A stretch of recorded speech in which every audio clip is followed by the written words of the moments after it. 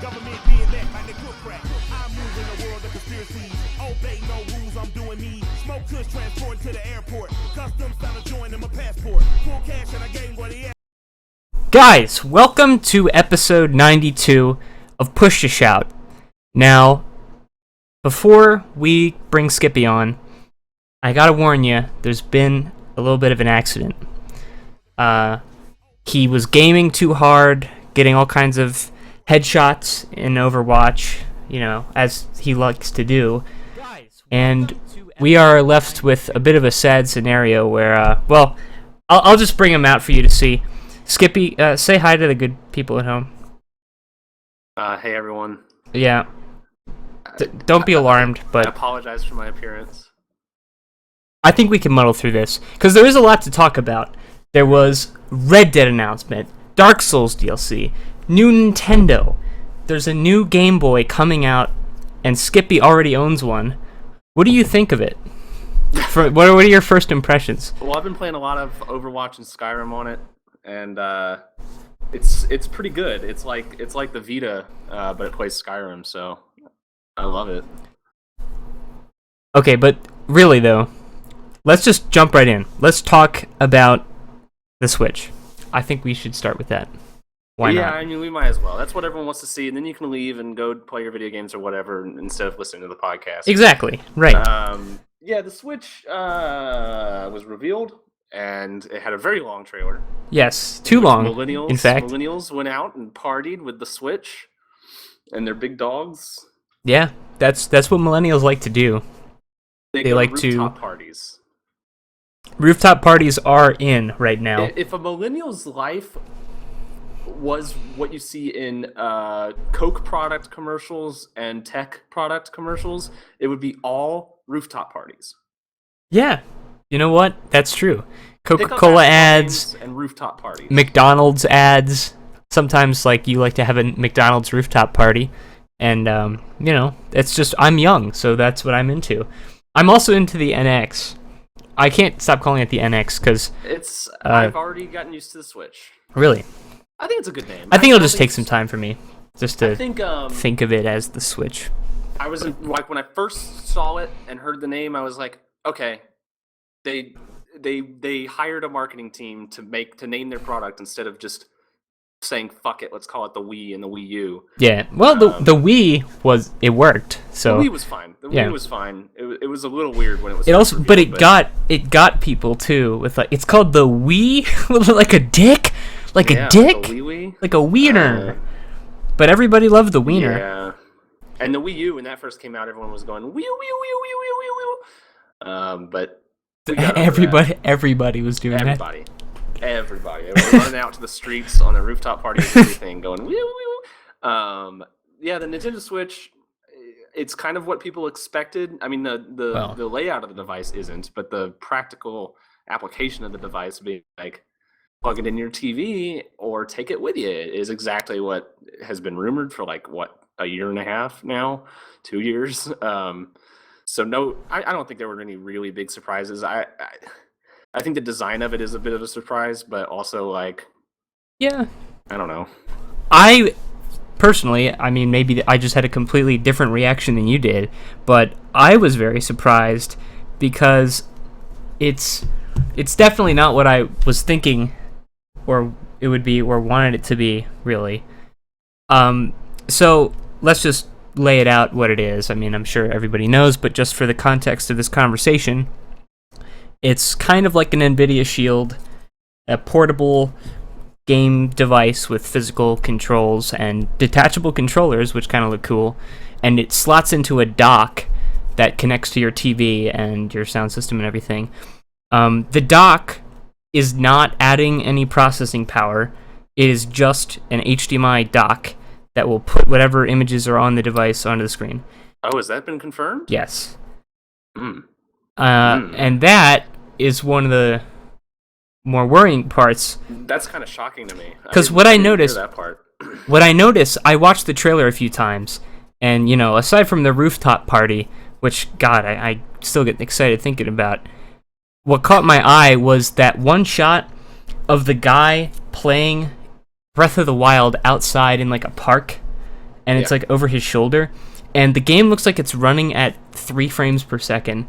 And I don't know what's up with that, because what I noticed then is I went back and I looked at all the footage of the games on the screens, and like Skyrim on the screen, and those were all clearly superimposed video. Yeah. But the screen outside, it was a little less clear.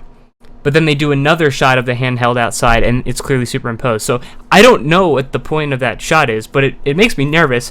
One, it seems like it's got to be weaker than a Wii U. To me, that seems inevitable, unfortunately. I mean, I just don't know. The Wii U's not exactly strong. It's got like 2 gigs of RAM or something. Like 1080? It does. Yeah.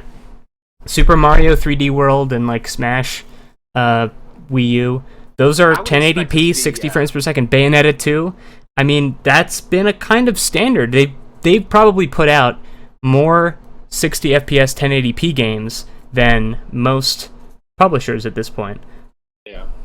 So I don't know. It's just when they were talking about Breath of the Wild, we've got the new Zelda game, and it's coming out on Wii U and on the NX in 2017. I mean, I kind of assumed, I guess naively, that the NX version would be better. We talked about that. We talked about, like, how are they going to split this across the platforms? Is there going to be, like, a worse-looking version and a better-looking version, or what? That may be the case. It just might be the other way around. Like, yeah. It's just so weird. And, you know, before we start talking about the cool bits, because I think it is really cool. I'm going to buy one. But it's just, I don't know. It's very strange to me that you would take a clear step back. I don't even know if we don't know that it is a step back, but it seems like a completely horizontal move with no increase in. Here's my take. First of all, the low frame rate, I have a feeling that I mean they have to pretty much superimpose all that shit. There's no way they filmed a guy having a running version of that working on the prototype. I just don't see that being how they do that. My assumption would be, but why does that one shot look so bad and the rest aren't that way? It could be a lot of reasons, though. Like, it could be like the people who are making the trailer. Okay, so the trailer looks like it's meant to be split up into little bits so that you can put it on TV.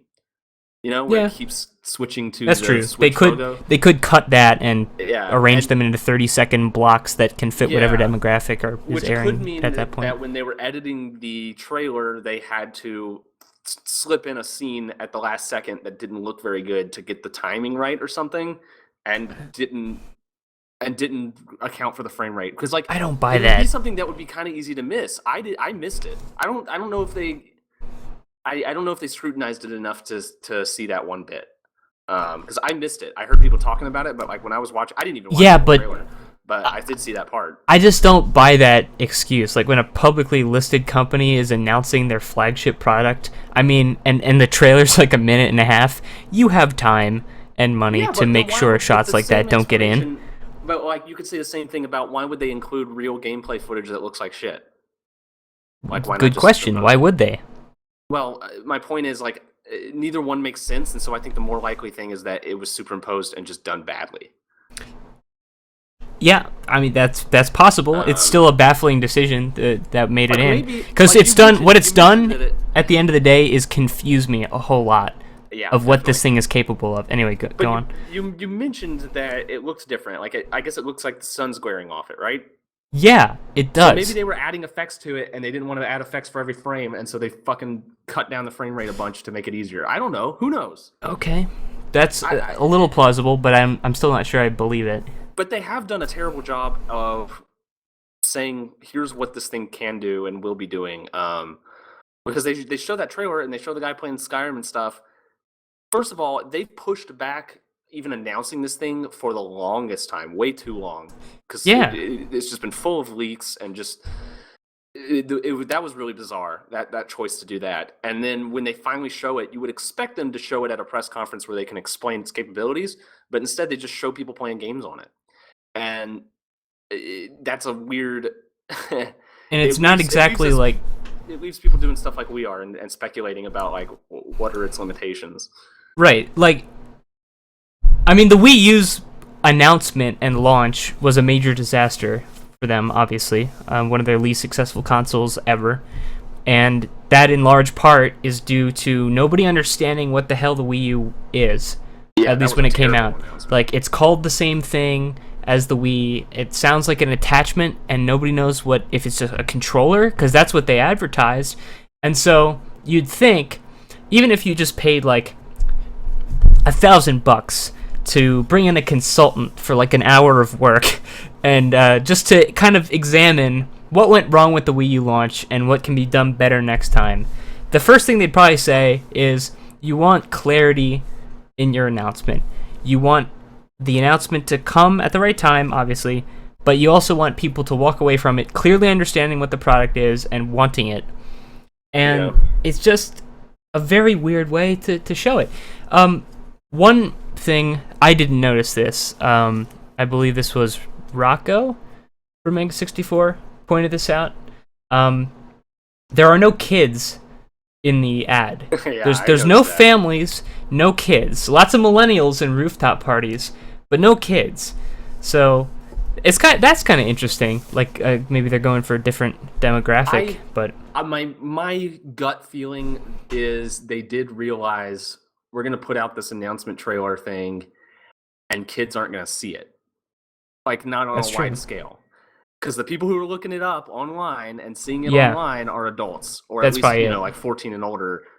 And so they market for the adults first, and then once they start marketing on the TV, maybe you'll see some kids showed on Nickelodeon and all that stuff. Or maybe the times have changed to the point where they realize like kids really want to feel grown up and they don't want to have a kid's toy, and so you market to them like grown-ups. I don't know, maybe.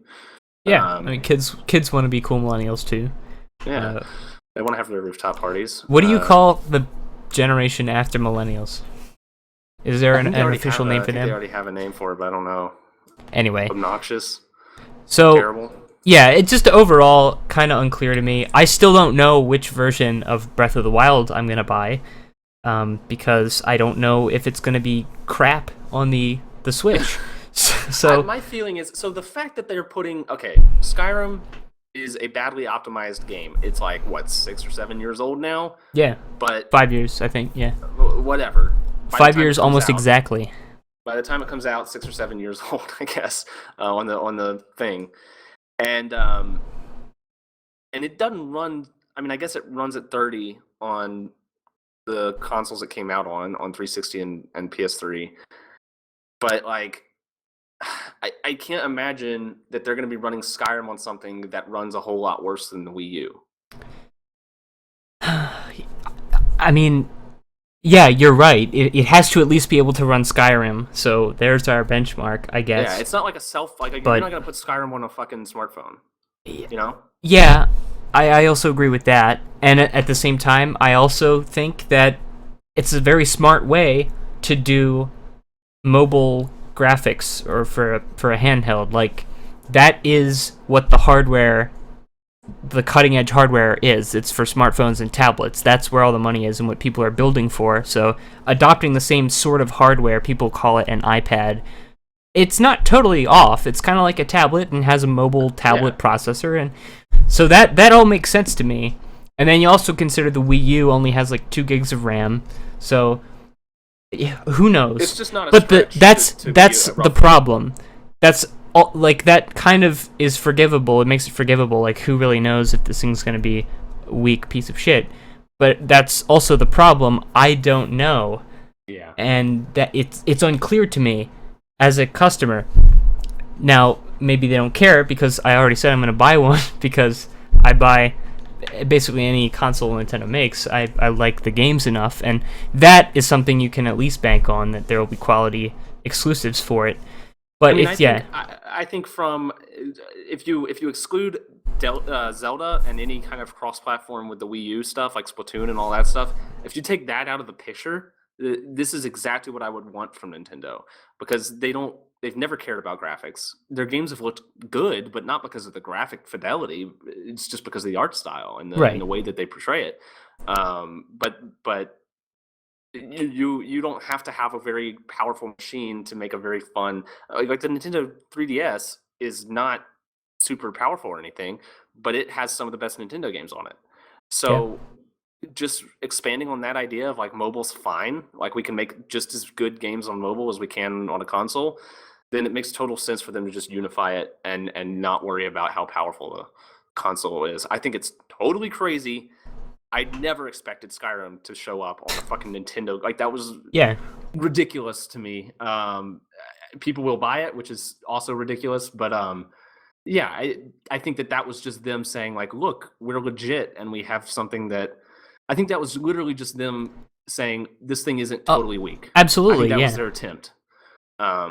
Even though Skyrim, it's not a great looking game, but like we said, I mean, you see Skyrim on something like that and you say, okay, this is better than an iPad. Yeah. So that much is true. But then it's not helped by Bethesda coming out and saying, whoa, we did not officially confirm any games for this console. Bethesda is, and we'll get to that later too. That's just Bethesda being Bethesda. It's still just weird, and it came out of nowhere with no fanfare, and I'm sure that they considered it somehow in their weirdo Nintendo logic. But for the third-party people, I think they must have subsidized it somehow, because they announced like a massive list of developers that are going to be supporting this thing. Yeah, a really surprising list. I think that Software's on that list. Yeah, that is cool. I am excited to see what that is. But I think it makes sense for them to, even if they're like fronting developers some money to publish the games on the Switch, like it for a while Nintendo has not really been relevant for developers other than their in-house studios like Pokemon and Smash and that sort of thing. So I think them going aggressive after third parties and making it a different than the PS4, Xbox One, but still relevant experience, I think that's what they're going for. And that sort of brings me to one of the things I really like about this is instead of going for a gimmick in gameplay, they went for a gimmick in like the experience of the hardware and just using it and playing on it, if that makes any sense. Like, you're not using a wonky controller. You're using a regular controller with buttons and joysticks, which is, refreshing from Nintendo. It's been a while. Checked. Did you notice if it has bumpers as well as triggers? I don't know. Because so what it seems like is they're trying to go almost mainstream and say like, fuck it. Just bring your games to our console and people can play on mobile, and that's really cool. And the other consoles aren't doing that. I think that this is a larger issue, but I think that they're actually going directly after PlayStation and Xbox at this point.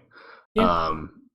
I mean, not like, basically, because as a direct competitor, because I think that that's going to be their edge up, is saying like, you can take it with you. It's what the PS Vita was trying to do. And maybe this will be as disastrous as that. I don't know, but I think that's. I don't think so. I think that doing that and announcing this huge list of developers that are all very like not Nintendo developers, very third-party especially is an odd from THQ, just all sorts of weird. Well, not THQ, but who was it? I don't know, but yeah, you have that huge list, and you're saying like, we're gonna have non-Nintendo games on this thing, and we can compete with the mainstream consoles. I think that is what they're doing, and good luck to them. But if they're going to do that, they need to have those controllers need to have bumpers, because you're going to need the exact same control layout, like at a minimum, right? Because it's making the developers like dumb down their game for your. I mean, maybe they'll go this route, but I would hate it. I would not be a happy customer if I felt like the games I was getting were dumbed down. Even if it's just a matter of like, oh, these controls no longer exist, so now you have to use like some kind of modifier button or something like that. Like, you have to be on an equal level. You have to say, look, we're the same thing as our competitors, but you can take it with you. Now, it does have a bizarre layout of buttons. It's like an Xbox 360 controller, but reversed. Like, actually, it's been a while since I've looked at an Xbox 360 controller, but are the buttons above or below the joystick on the right for an Xbox? They're above the buttons or the joystick? Yeah. Okay, never mind. Then I guess it's just like an Xbox layout. Never mind. It just looks strange. No, wait. Hold on, I've got a controller. I thought it was the other way. They're above, and the only difference between the Xbox and the PS4 controller is that the thumbstick on the left is below. Oh, okay, that's right. Yeah. So in this case, I think it is like an Xbox 360 layout, but I can't see if there's triggers on the back. Yeah. You would expect there to be, but you shouldn't make assumptions about what Nintendo's doing based on what makes sense. Yeah, I'm. Here's a shot of the back. It looks like there's 2. Yes, okay. It's like for a quick little frame, but yeah, it has both. Yeah, it looks like confirmed. We've confirmed it here. Are they buttons along the top next to each other? It looks like there's a bumper above the triggers. Yeah. Oh, I see. Yeah, definitely bumpers. Yep. This shot shows it clearly. Okay. Yeah. So it's a real controller. It's a real console controller. Exactly. And I think that's really, really, really important to point out. Is Definitely. Like, this is a console, and I really think that they're trying to say we're now, instead of being the odd one out, which worked really well for them with the Wii, but terribly for them with the Wii U, they're saying we can compete directly. Yeah, I think it's a big deal. It definitely is, and also the detachable controllers are very cool because you could play a multiplayer game just on the fly without. It's a neat idea. Yeah, it really is. So I am gonna buy one. I've made up my mind. I guess we'll see. What do you think? What do you think the price will be? I'm betting $399. I think they're gonna price it like a PS4. I was gonna say $400.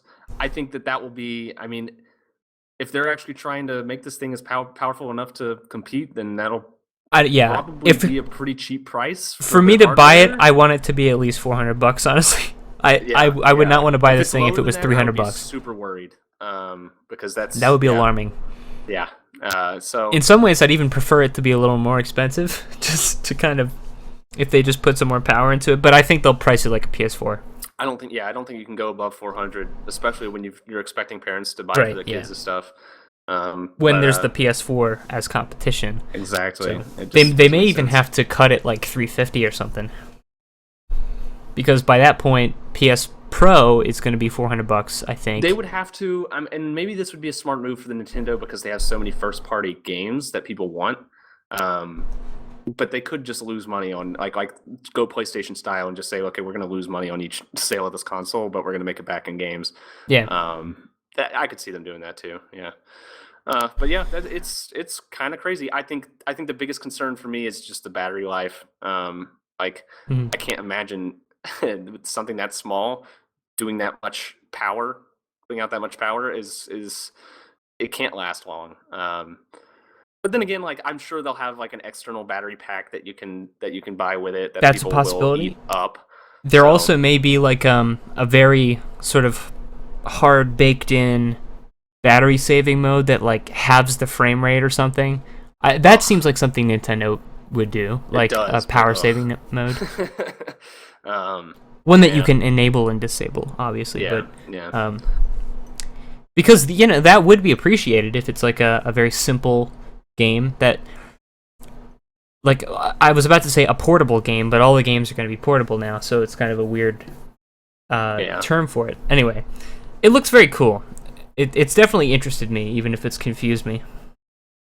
Yeah, it's definitely interesting. I think it's a bigger step than I expected from them.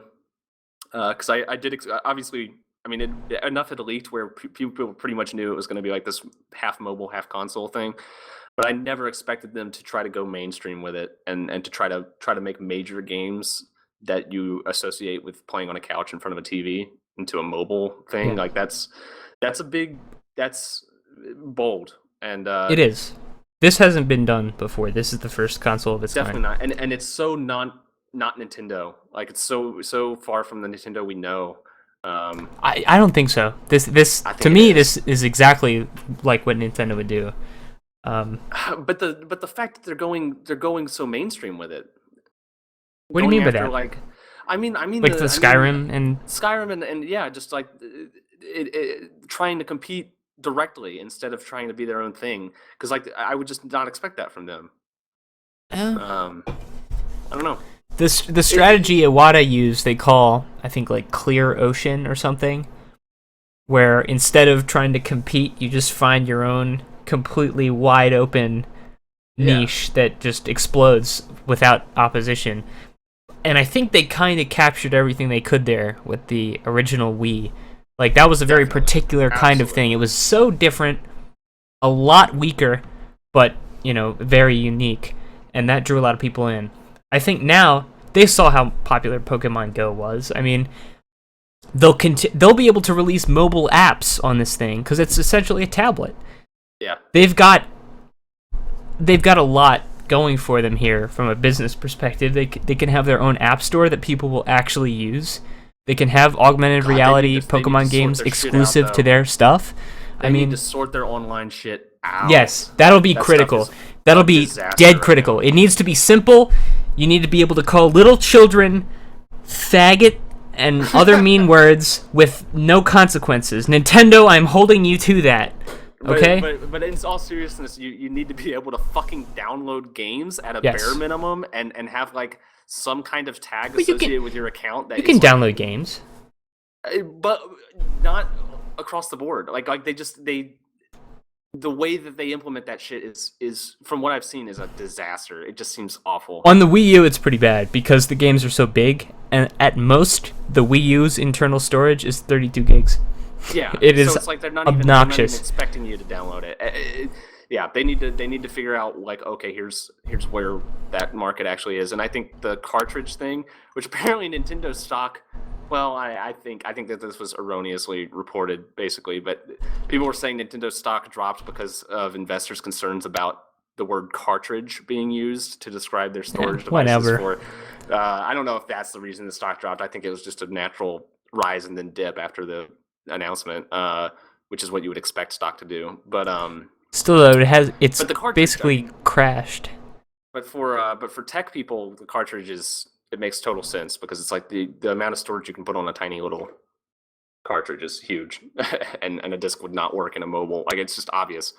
If anything, I'm a little bit surprised that they even bothered with the cartridge thing, because why not just go download only? Because that would the suck. Compatibility with the 3DS and stuff is probably what they're going for. The backwards compatibility, but also, like, let's say it's 128 gigs mobile storage. I'm being kind of optimistic there. I think. I don't even think it'll be that much. No, I think it'll be 256 at least. You do? I don't think so. Like, with how much that much storage costs on smartphones, I don't know if they'll go that way. I think it makes a lot more sense for them to spend less per unit and give you a smaller amount of disk space, and in return just allow you to have physical games. Yeah, you're probably right. You're right. It does make more sense. And it also, all of this is reminding me of 90s Nintendo. You know, the whole feel of it, and like I could picture all the kids having something like this during that time. Oh yeah. And everyone has their like little zipper case full of the games and stuff that they flip through, and this is a very zipper case friendly console. Exactly. You're gonna put this. You're gonna have a case with this console in it that zips up, and then it's gonna have a little pocket on the side where you keep all your little games, and you can flip through your games, and you can give it to your friends, and they'll flip through your games, and they'll be like, "Oh, you have this. Oh, you have this." That's the feeling that I get from that, which I think is intentional. I think they're going for a little bit of nostalgia. But yeah, I just love to reminisce whenever I'm having a rooftop party. Okay, so that's the Switch. Pretty cool. There's another pretty cool thing that happened. Rockstar. Yeah. What did they do? Same day. What did they do, Skip? Well, we predicted last week that they would release the trailer after a few days or a week of teasers. They ended up doing it like the next day. Yeah. And it was literally the next day. But our real prediction was like, oh, this game will come out 2018. And they announced for 2017. Now that's not saying it won't be delayed, but it is Rockstar. But they announced it for 2017. They announced it for Xbox One and PS4. Yes. Period. The double dip. Should be surprised. The double dip is too appealing. They can't not do that. Because honestly, I'll probably buy the game twice. I don't think I'm going to be able to wait for it to come out on PC. I already tweeted. I said can't wait to buy this game twice because there's no way I can wait, and there's no way I will be able to resist getting it on the PC. Yeah, there's just definitely no way. And they know that, and I know that, and fuck them, but also fine, whatever. God, I hope though that they do some kind of save compatibility. Like, I'll pay for it twice so long as I get to keep my stuff. Granted, GTA 5 there was a 2-year gap, which I don't think they'll do, and I don't want them to do for this game. They might still do it, but that 2-year gap, like by the time it came out for PC, I was saying I could play this again. I could play through it again, and I did. Especially because the game was so different, where they added the first person and all that crazy shit. Like they actually like significantly changed the game to the point where I was like, I'd like to just replay it to replay it in a different way. But I still can't fucking believe that they came out with GTA 5 on the PC with a first-person mode where you could play the whole game in first person, and I did. And it works. It works. It's not like fucking Bethesda saying you could play the whole game in third person and then you can't, and you would never want to. They actually fucking did it. That still blows my mind. But and they actually put effort into it, like adding detail to the insides of vehicles if you're in first person that they didn't model originally. That was all new work for them to do, and they did it. So yeah, I was a little disappointed. I don't know why I was disappointed, but like it doesn't make any sense for them to do this at this point. If they are going to do it, it wouldn't make sense for the timing. But I wanted Red Dead Redemption for the PC to like be this like announcement alongside this thing or something, like as a promotional deal or something. I had my fingers crossed for that. But the more I thought about it, was like, no, because that would come across as them being like, hey, PC gamers, here's this. Also, console gamers, here's this better thing that's going to come out in a year. And like that would just piss me off even more. It would almost be definitively proving that they're going for a double dip. Exactly. They don't want to acknowledge the fact that they're double dipping. They just want you to not notice, which didn't happen. But let's talk about the trailer. I honestly, I just watched it once and I was like, that looks good, and I haven't even gone back and watched it again or anything. But it looked really fucking good. It looked better than I expected graphically. It looked kind of like Uncharted 4 with some of the smoke effects when the horses would kick dirt up and things like that. It looks amazing. Really good. And you were totally right. I think you were totally right about the setting. I think that they're going for like the mountainous kind of, or like a foresty kind. Yeah. There still seems to be amber waves of grain. There absolutely will be, because that you have to. Right, but there's also the Purple Mountain's majesty. So yeah. I just think there were, like we said last week, there were both areas in the game of like, you had the plains and the desert and the mountains. The mountains were tiny. It was just like an eighth of the gameplay. Yeah, it was area. Like a little sliver of the map. And it looks to me, just based on how like the volume of areas that they showed, it seemed like mountains were at least half of it. Like that kind of area where it's like forested and it strikes me as a kind of like Wyoming kind of. They apparently in their press release they called it Heart of America, or the heart. What do they call America's Heartland? I know that's a state. America's Heartland like the Midwest, or like just west of the Mississippi, which I don't think is what they're going for, but what is that? Where have I heard that term, America's Heartland? I mean, it's definitely a term, but I don't know if I could tell you exactly. Like, I would just expect that to be Midwest, like the plains, and not the plains, but the like the fucking empty states, in the middle, Colorado and all those fucking. So it looks like when most people use that term, they're referring to the Midwest. Or like kind of down in Missouri-ish, but more like west than that. East of the like, Rockies. Yeah. It could be just to the east of the Rockies. Honestly, it could be. Like that could be a natural border for the map. And there is some desert kind of areas. I think we'll see. I don't really care. It's going to look beautiful. It's going to work because it's fucking Rockstar, and that's how they go. I'm still interested in like what exactly the plot setting is going to be, because it's Red Dead Redemption 2. Yeah, which is not what I expected. I definitely was kind of expecting that, because Really? everyone knows Red Dead Redemption. Yeah, but you would fucking, if they came out with Red Dead Rebellion or Revenge or whatever the fuck, you would know what that is. And Yeah, but like, I'm not saying it's for recognition, but Rockstar always does Grand Theft Auto 3, Grand Theft Auto 4, Grand Theft Auto 5 almost completely unrelated to each other.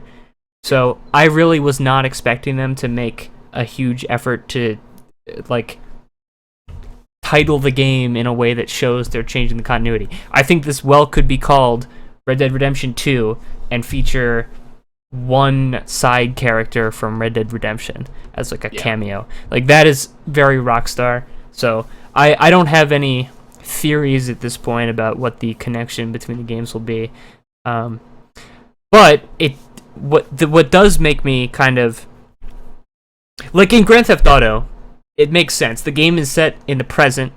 Every game in the series is set in the present of whenever it's made. It features songs that are currently popular, that kind of thing. And so every sequel, it kind of advances time along exactly how much time has passed in the real world, and it works out that way. In Red Dead Redemption, it's the death rattles of the Old West. That is on its way out and is essentially gone by the time the credits roll. Like, that's part of the point of the game, is that there's no place for cowboys anymore. But I don't know how they'll do this here. If it'll take place before or after that, I don't really know. Yeah, it'll be interesting to see. I when I heard Red Dead Redemption 2, my first thought was like, oh, they're in it for the long haul, like the whole Grand Theft Auto thing, where it's like they're expecting this series to go on as long as they can make it go on, because you very quickly write yourself into a corner following the Red Dead R blank format. Yes. I mean, just think ahead like 3 games, and you're like, okay, now we got to start. Red Dead Revengeance. Yeah, and so I don't know, that makes sense. I guess I don't know. People were like, people care a lot about what they titled this game, and I don't really get that very much. And you've got this legion of people who are like, well, it's like the third game of the series. You're just not aware of the first game. Red Dead Revolver. I would call Red Dead Revolver a masterpiece. It is better than Red Dead Redemption. Have you even played it? Have you even played it? Yeah. So I don't know. You haven't even played it. I don't know what the fuck that shit's about, but yeah, I don't know. Whatever. Who cares what they title it? But the interesting thing to me is, like, is this a sequel to Red Dead Redemption, or is it just another game in that format? I don't think it'll be a sequel. I think you're totally right. It'll go the GTA route. But yeah, it'll be good. It'll be fucking good. Yeah. And I'll buy it twice. At least you can count on that. $20 on that game. I hope the PC version comes out a year later, but I wouldn't be surprised if they did 2 years later, just to maximize the double dippage. Yeah, I don't know. I don't know how they'll do it. I mean, they proved to us that they have an engine that it works on PC and next gen consoles. So it's not like it'll actually take 2 years to port it. But yeah. Oh no. Someone in chat said it's a prequel. It's Dutch's Gang. I think that's all speculation, though. I mean, I would hate that. I don't want to do that. I don't want to be. I would hate it. I would hate it, and I would hate you for not hating it, because I've seen that. John Marston was part of Dutch's Gang. I don't want to see John Marston again. That shit is over, and I definitely don't want to see him before his entire story arc is played out. I mean, but it could be his fuck gang that. Without a lot of his. Maybe the remnants of his gang. I could see that, but yeah. I don't want to go back in time and see Dutch's Gang. That to me is so incredibly lame. I don't want to play that. Fuck you. Fuck you. Fuck. Okay. All right. I'm done. I don't think that's what they would do, but maybe. So now they're saying zoom in on the teaser picture. I've also seen. I'll zoom in on your asshole and shove a fucking grenade up there, huh? I've seen the thing where people like point out each character and say this is his, this is this. I didn't study it in any detail or anything, but that sounds like all speculation to me. Who cares? Yeah. But the interesting thing is, in their press release about this, they mentioned the online world, they used some wording. Let me look it up before I spout some bullshit here. See if I can just find the actual wording from it. An epic tale of life in America's unforgiving heartland.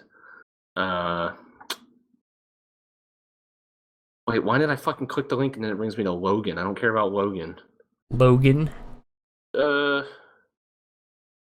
I don't know. That didn't help me. I can't find the wording itself. But they mentioned online in a way that kind of, maybe not implied, but left the idea open for it to be like, hey, this is going to be way more focused on online. It's not just going to be a single player game. Like, it could be almost like a persistent online universe, where you're, or maybe persistent is not the right word, but like always online, where other players are in your single player game. You know, it could be possible that you play an avatar. I wouldn't rule that out. Your own? I wouldn't rule that out. I'm not sure that they would do that because they've always had a strong protagonist. Yeah, I don't see that happening. That didn't work at all with Grand Theft Auto 5's multiplayer. Right, but I think it could be like Mass Effect or something, you know? Yeah. I don't know. That seems kind of corny. They probably wouldn't go that route, but they'll probably give a lot more prominence to whatever presence you have. I think that they will try to implement multiplayer into your single player world like more smoothly, because they kind of moved in that direction with Grand Theft Auto 5. Not like there wasn't multiplayer stuff in your single player game, but the multiplayer game of that might as well have been single player, where like everything worked. It wasn't just like an empty world where you're playing multiplayer. Yeah, like it still had AI and everything. Like, I was pretty impressed that they pulled that off with all the syncing and everything. Didn't that work that way in GTA 4 though? Sort of, but GTA 4, I think in GTA 4 it closes off a lot of like the AI That's is right, yeah, significantly reduced, and like it just feels very empty, and it feels like a session, like a multiplayer session. Exactly, and 5 felt more, dare I say, persistent. But yes, you dare. I could see them doing something where I can't imagine them allowing you to just be playing your single player game, going from mission to mission, and have someone ride up on their horse and fucking shoot you in the back. That will not happen. No. That would be absurd. I mean, maybe they'll let you like leave that open as an option, like something where like, okay, you can enter an online world that's hostile or whatever. But the Wild West mode. I could see them saying like, oh, let's try something. I hate to throw this word out, this name out here, because it implies a very specific kind of multiplayer, and I don't mean necessarily this specific kind of multiplayer, but Dark Souls-esque, where like maybe not so much invasions and stuff, but more controlled encounters with other players. I could see that, like a duel in the town square or something. Exactly. Yeah. That's the first thing I thought of when I thought of that, like being like multiplayer being a major part of it, was like challenging people to duels would be definitely a thing. So yeah, because you could do that in Red Dead Redemption Online, but it was kind of, it felt like you were just fucking around. Yeah, I would. A lot of people have kind of expressed some skepticism about the idea of multiplayer. They think that them focusing more on multiplayer will mean single player is less of a thing, even though that's all they care about with Red Dead. I can see where they're coming from, but I don't think that Rockstar works like that. You know how it could work? I think this might be what they do. Some kind of gang system where there's more than one gang. Like, and then you could maybe duel people from the other gang and like feud with them. Like that could be how you engage with the other players. Like, like Dark Souls 3. Dusty Joe from the, I don't know, the Backwater Baxter Boys or whatever the gang will be called. The Backstreet Boys. Yeah, the Backstreet Boys and NSYNC facing off Town Square. And depending on how you've aligned yourself with these gangs, I don't know. I think there'll be multiple gangs. That's what I think. I would love, and again, I hate using this name because it's so easy to do and it implies such a specific thing. But Dark Souls, I would love that style of thing where it's like, you could join like a faction, and that depends on how PvP works maybe, and yeah, like a kind of I could do Covenant system but done well, yeah. I mean, honestly, now I mean it. Just fucking make Dark Souls multiplayer.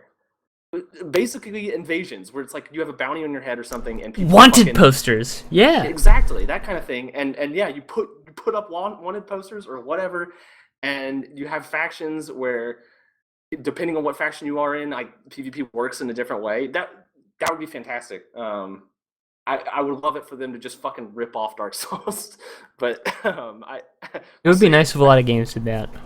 Yeah, I love that system. I really, really love it, and I'm surprised that it hasn't caught on.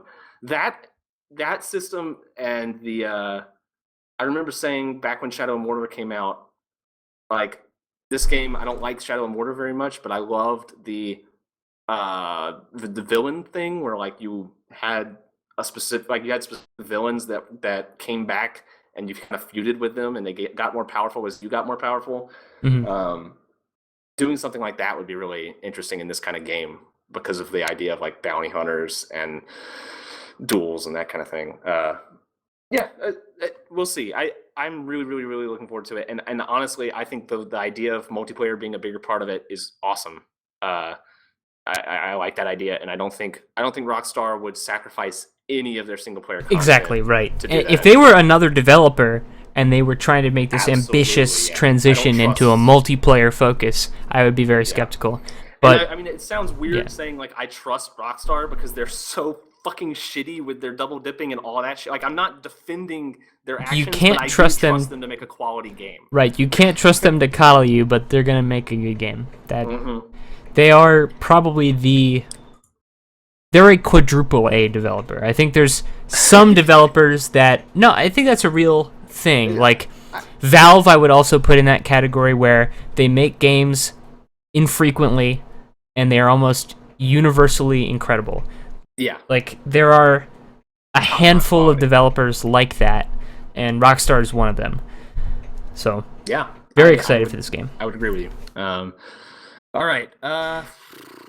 Well, speaking of Dark Souls, unless you were going to pivot into something else there. I was going to get news out of the way. Oh, okay. You want to just get news out of the way? Sure. We mentioned Bethesda earlier.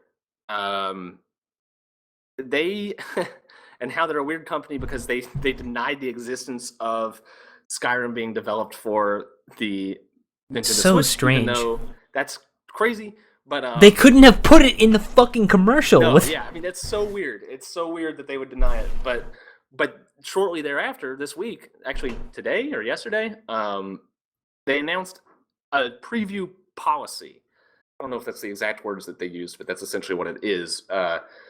Where what they announced and said, well, we've looked at the data, and our opinion is that it doesn't matter if we send out review copies early. Like, it just doesn't matter. We're going to send review copies out 24 hours before a game's release. And it's pissed off a lot of people because it seems kind of anti-consumer, where it's like, especially with the kind of game that Bethesda puts out where you have to put so many hours into it. Yeah. You need a lot of time to accurately review that. And so when they don't give the reviewers any time, people are just going to buy the game without any, without looking up any reviews and that kind of thing. I guess that's the idea. So let me just get this out of the way. My take. Let me get my take out of the way. What's your take? This is kind of my take on. This is a more general take than just Bethesda, because I've been noticing it a lot lately. People's obsession with reviews being this be-all, end-all of consumer rights. Like you don't need reviews to make your own decisions as an adult. You can do that on your own, and people act like if there's not reviews out for the game, all these people are going to be scammed out of their money because if they had only seen the reviews, they wouldn't have bought the game. God, if I had only read that Polygon review of Dishonored 2, I wouldn't have bought it. Exactly. And so, first of all, I don't think there's very many people like that, but even those people who do exist like that, why the fuck do you care that they're stupid enough to buy a game without knowledge of whether it's any good or not?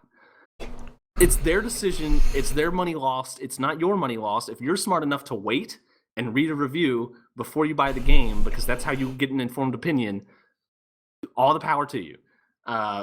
It just doesn't matter. It's not a big deal. Reviews don't matter anymore. They just don't. They do matter, but they don't matter for the blockbusters. And that's true of movies too. Like, does it actually matter if there are critic screenings of the latest Avengers movie? From an economics perspective, hell absolutely no. not. Yeah. Definitely no. But a little, I wouldn't say an art house movie, because nobody's really going to see that, but like your average movie, let's like take a middle of the pack kind of like Room. Production style. Yeah, like something like Room, or even, let's not get into Oscar nominated territory. Let's look at just like a regular movie, like Don't Breathe or something. Like, good movie. I probably wouldn't have seen it if not for what I heard about it. And so reviews and just in general opinions on it can be influential. It really depends on the kind of game. Bethesda, I would say, is more like the Avengers movie breed, where it honestly does not matter. I have never bought a Bethesda game as a result of reviews. I never will. I will buy Dishonored 2 because I like Dishonored 1, but other than that, I can't picture myself buying any Bethesda game without like actually seeing a substantial chunk of gameplay. And the really crazy thing is that, especially with Bethesda games, you first of all, you know what you're getting with a Bethesda game. Or at least you should. If you're buying a Fallout or Elder Scrolls game, you know exactly what that is. It has been the same since Oblivion. And this is Morrowind, almost. Almost it's gotten worse. Morrowind, but Morrowind was still kind of a lot different when you really look at it. But sure. Yeah, the format is basically. I mean, they've literally been on the same engine since Morrowind. So yeah. Also, the reviews of Bethesda games are the most middle ground opinion of like, oh well, yeah, there's a lot of glitches, but they're forgivable because the game's just so much fun. And it's so yes, so much Bethesda. Yes.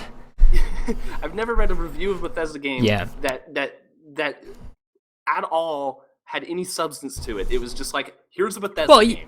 I have, but none of them are mainstream. Like your IGNs, your GameSpots, your Polygons. They aren't going to talk shit about a Bethesda game because they know that 99% of their audience is frothing at the mouth, already pre-ordered it, cannot wait to play it, cannot wait to have their assumptions about how great the game will be affirmed by whatever game reviewer they read.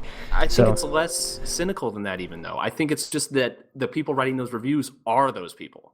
That's true as well. Who like Bethesda games, but you at some point up the chain, when an editor is deciding who they're gonna let write this review, you get the Bethesda fan to write the review for sure. But I would go as far as saying like the kinds of reviews that you and I would be interested in reading about those kinds of games almost aren't even reviews. Like they're usually more in depth and focusing on more specific topics than just like, is this game good or bad? Do I recommend this game? Yes or no? At least for me, like that's true. I very rarely read that kind of review or watch a video that has that kind of format. And like Red Letter Media, those are like the film critics that I watch the most, and I would barely call them film critics. They're so consistently amazing. That's one of the best channels on YouTube by far. Yeah, I love Red Letter Media for sure. But the way that they talk about the films they watch, they end it with a recommendation, but they put it in context of like the industry, and they talk about, I don't know, they talk about the film in a context of analyzing it rather than reviewing it. Yeah. And that is most of what I watch as well. I mean, for games specifically, I mean, Matthew Matosis, Mr. B-Tongue. Mr. B-Tongue's a little different because his are more like focused essays about specific things. But like a Matthew Matosis video, it's like, here is what this has done differently than what preceded it, and here's where it didn't innovate or did. And so, yeah, it's more of like the context is more important in the sort of reviews I think we consume. I don't know. I think that's because we're just immersed in it all the time and play and think about and read about video games more than most people do. So, this game is so cool. Doesn't really cut it, but there's a lot of cool moments. Cool kills. Cool kills. And awesome moments. Awesome moments galore. Non-stop frag fest. That's what I want Red Dead 2 to be. It's a non-stop frag fest. Right when I watched the credits, I started a new game and started playing it again because I liked it so much. But yeah, talking about on a larger scale, just real quick, that the idea of reviewers as the god of the consumer and the end decider of like whether you buy a game or not. There's one of the Giant Bomb guys, Dan Reichert. He is very explicit about what he likes and what he doesn't like, and he doesn't review games. He used to review games a lot, and he doesn't review them so much anymore because that's not so much what Giant Bomb focuses on. But regardless, he tweeted, and I just stumbled across this, and I thought it was crazy, and I've seen a lot of it, and this was the perfect example of it. He tweeted about, I think it was like a Mario game. Yeah, the Mario game that they showed on the Nintendo Switch, I think is what he tweeted about. And he said like, oh, I'm really excited that they're making another Mario game. I can't wait to play it. Something like that. Something very generic, a very reasonable opinion to have in response to that.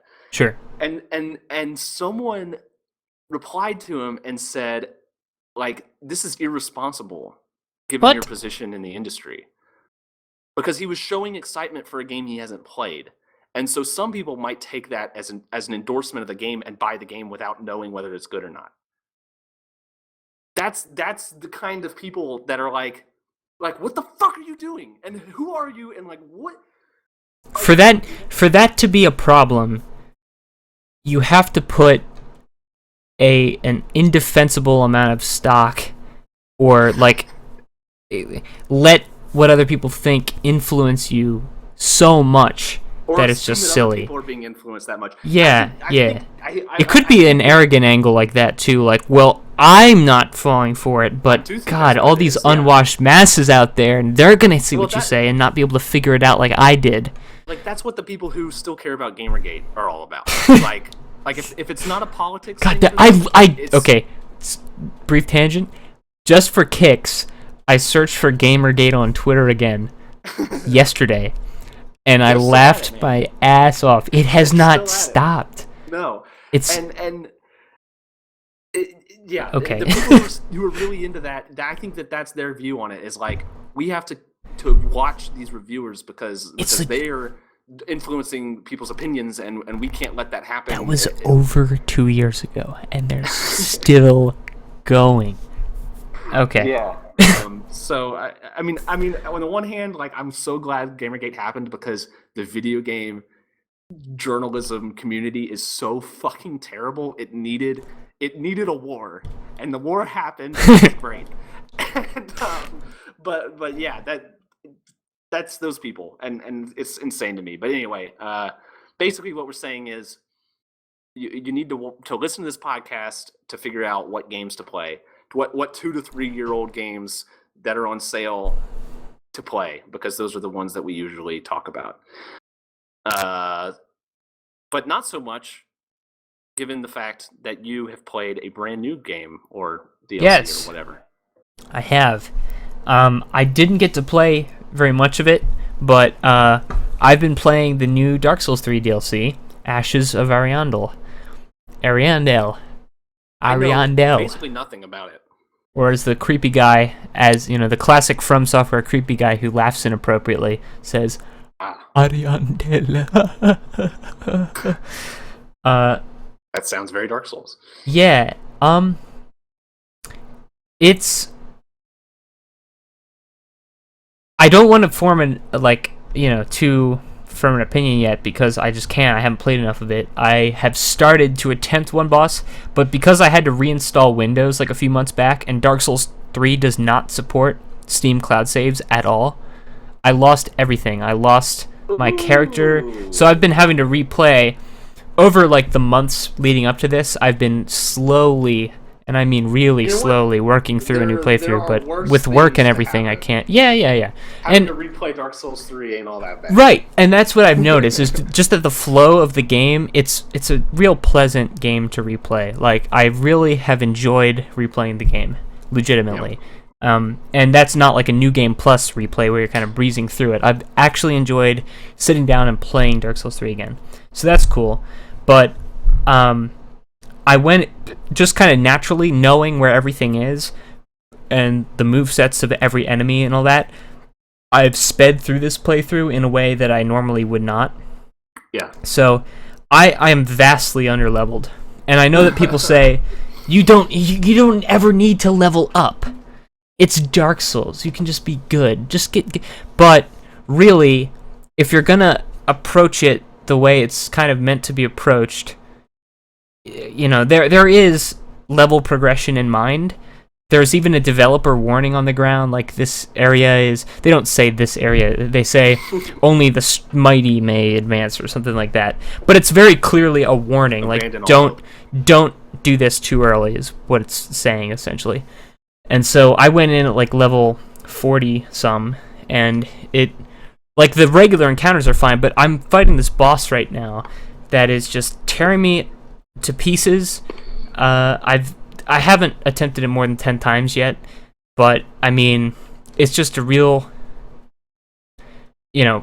slog there. So you should farm or cheat. Yeah. Well, not cheat engine because I don't want to get banned, but my pal Michael, he dropped me a shit ton of souls right before we started this podcast. So I'm gonna eat all those and then I'll go back to it, just because my time is limited and I want to play the new content, and I want it to be a challenge, but not like consume all of my time kind of challenge. Yeah, so. One of the things I really like about Dark Souls that I think it really succeeds at as an RPG is the leveling system and how easy it is to level up. When you need to level up, and you can do it pretty quickly, pretty easily, and the whole idea of like having an inventory of souls that you can consume is a great idea, because for sure you just use them when you need them, and so that's awesome. I well, I'll get to what I'm doing instead of that kind of thing right now, but I would love to play that, but it's probably going to be a while before I pick it up. But I definitely will, because I loved Dark Souls 3.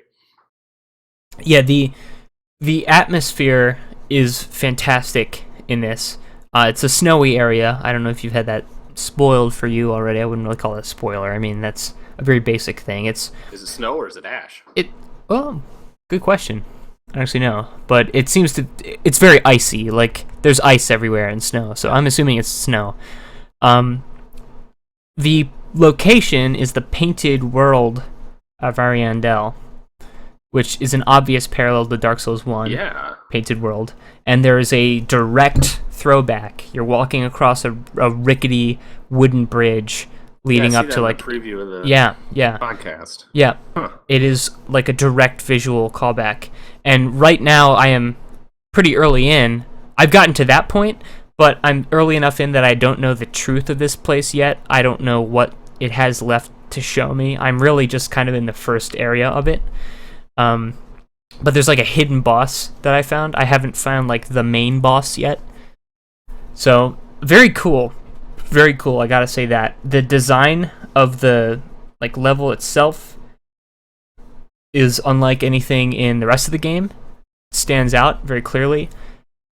Very unique enemy designs, just like you would hope.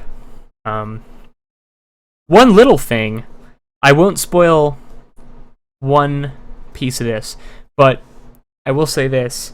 They have wolves in this DLC, and they aren't like zombie wolves from Dark Souls or something. They are just actual wolf animals. And the real success there is that they make them behave like wolves. Like, there is a shit ton of them, like a dozen. And you don't have to aggro them all at once, but you kind of like drop into this field with trees, and then the wolves are like lying down in the snow, and they'll get up and they'll howl and wake each other up, and they kind of circle around you. They don't just run straight at you. They circle, and then they kind of alternate their attacks and work together. It's really impressive what they've done with the AI for the wolves. Like, that's probably the best AI in the series. Really, really good stuff there. The boss that I'm fighting, I would not say that many positive things about. Part of that might just be that I'm so underleveled that I die in almost one hit, and that is obviously frustrating.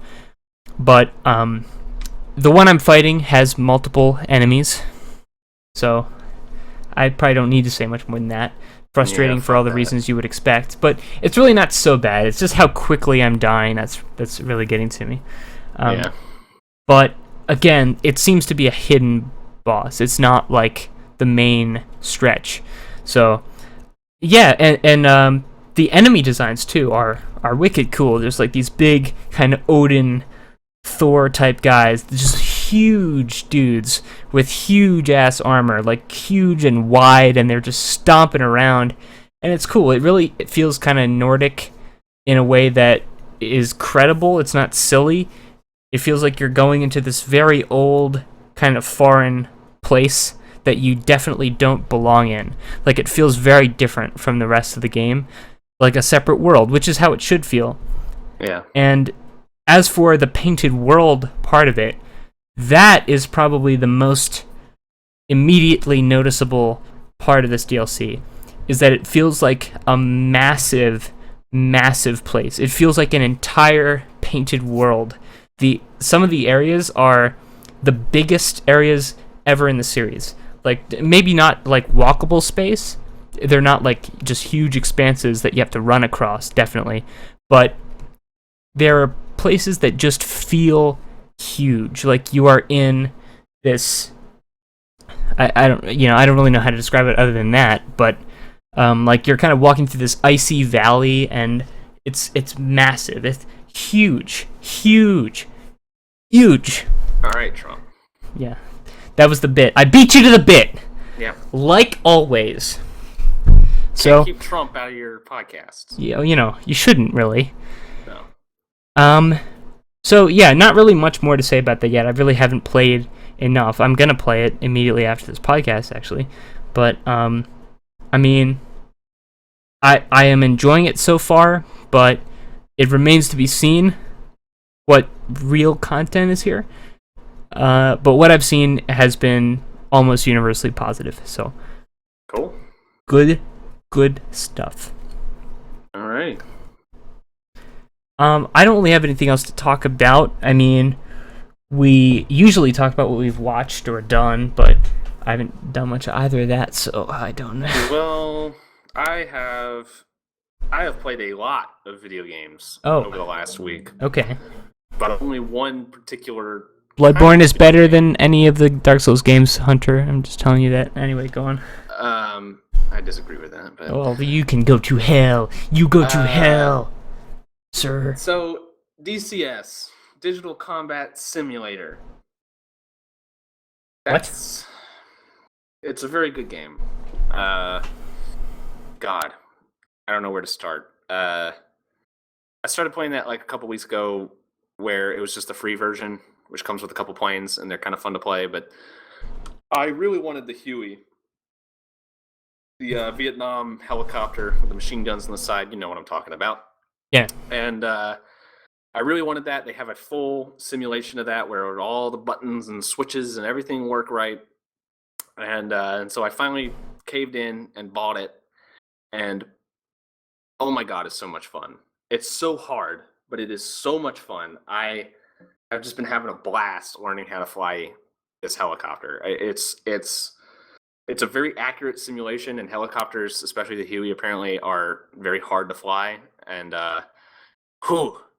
it's just a lot of fun. It's really, really, really challenging. I've gotten Boone from A Bad Feeling into it too, and I was teaching him last night. I was streaming, teaching him how to fly it, and he's caught the bug. and I think there's another friend of ours that's caught the bug, and so now I'm gonna have people to play with, which is gonna make it even worse. I'm gonna be playing even more of it, but I've been playing that every day, practicing landings, practicing auto rotations, doing strafing runs on things. Oh, it's fun, and God, and there's so much more stuff that I could get for it. Like there's other helicopters that are fully simulated, and there's some cool jets. There's the A-10, which is like their most famous, their most popular jet, and boy, I'd like to try it all. And I love that game. It's fucking awesome. I don't know what else to say. I'm probably gonna spend a lot of money on a new joystick, and I don't know, VR, maybe. That would be so cool in VR. I want to try that once. I don't know how I'm going to do it because I don't think I want to drop all that money just to try that. Come to Birmingham, I'll show you. There you go. There you go. I'm pretty sure I'm going to get VR by the end of the year. You think you're going to go for a Vive? Yeah, I think you have to go for the Vive. If you are going to get into that, you better go. Yeah, you might as well get the premium one because cheaping out on VR doesn't work very well. I'm waiting for second gen, I think, but not for like a cynical reason, just because I don't want it enough yet. Yeah. So I can wait. It's not like Eric Bador on the Mega 64 podcast has a very negative attitude about first gen VR. I'm not so down on it, like, oh, the technology is not mature. I tried the Vive once and it was really, really cool. It's just, it still doesn't burn in me enough that I want to do it. It's weird how different people's experiences are with it. Like, some people, they try it and they hate it. And it's like, God, the resolution's terrible, and it doesn't, it's janky, and the games don't quite work the way they should, and all that stuff, and there's not a very good lineup. And they're totally right about all those things. But for me, the experience of it was mind-blowing enough to overshadow that. And like, I'm really impressed with the technology, and I think it exceeded my expectations. Like, when I tried the prototype headset of the Oculus, I was not impressed. I was like, it needs some work, and I could never see myself using it. But then once my dad got the actual Oculus, and granted, a driving game is exactly what you want. You want a cockpit game for VR. Like, that's going to give you the best experience every time. But it blew my mind, and everyone I've shown it to, which is, I've probably showed a total of like 10 people or more the racing game on the Oculus, and every single person has come away from that like, holy shit, I really want one of these. Like, this is really, really awesome. So I think a lot of it is just the context of how you try it and what you're into. But God, I think they're awesome, and I think the only problem with the flight sims would be the resolution is a big issue, because first of all, you want to see planes that are really far away, and they're just little dots in the sky, and you're not going to be able to see that very well in VR. True. And you're also going to want to be able to read your instruments, which are quite small and have little numbers on them, and that would be hard in VR. But you can at least zoom in and out, which I don't know how that would look in VR, but I think it would be okay. I don't know. I think I've heard, like, I've read a lot of people's experience with it in VR, and they've said that the flight sim works just fine with it. So yeah, I think I might do it. Okay. Yeah, I mean, I think that makes total sense. You should, because you like a lot of games that would play well in VR. I'm not too into the Sims or racing games, so I don't know if it's so essential for me. But I mean, if they're up your alley, then you kind of got to. That's where it's at in those genres right now. I think if you just thought like, oh, it's neat, like seeing the people doing the job simulator and shit like that, then it would be a terrible, terrible investment, because you'd get a couple hours of fun out of it, and then it would go on the shelf. But if it's an actual addition to games you already enjoy, and it makes a meaningful impact on it, then I think it makes sense. So I need a new CPU though. They are demanding. Okay. Civ 6 came out. Good night. Oh yeah. I don't know how much there's to say about Civ 6. There is nothing, because I haven't played it yet. So I put out a little probe out there.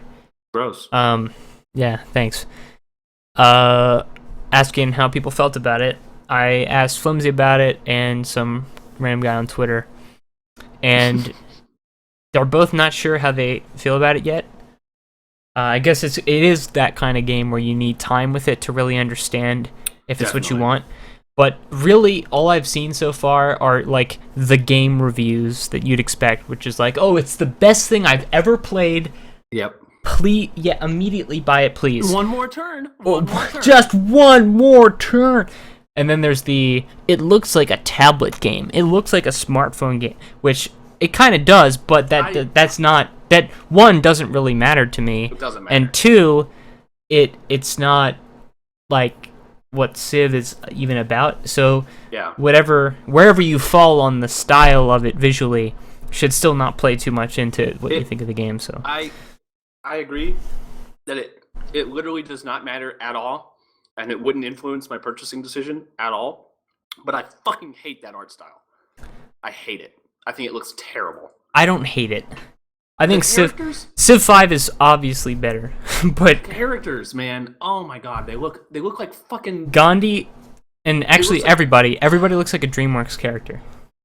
Worse, no, even worse. It looks like a Tumblr rendition of a DreamWorks character. Ooh, yeah, that's true. Tumblr fan art of DreamWorks characters. There you go. Just ugly, just terrible. I hate it. I hate it. I'm not that. I like the map. I like the way the map like turns into the like drawn map on the when you go outside of the fog of war. Mm-hmm. That's neat. But that's literally my only positive about about the art style of that game, because like everything else I think looks objectively worse than the last one. Okay. But you're right. I mean, yeah, it doesn't matter at all. But fuck that art style. God, I hate it. All right. Well, that's it. With that, I think we can call this episode shut. Thanks for listening to Push to Shout. We will be back again next week, probably with more material information on these two games. I mean, I'm not going to have anything to talk about because I'm just going to play DCS the whole time. Yes. Dick Cock Simulator. In fact, I'm going to go straight to DCS after this. Maybe stream it. Alright, cool. I will be playing Dark Souls, but, alright. Peace!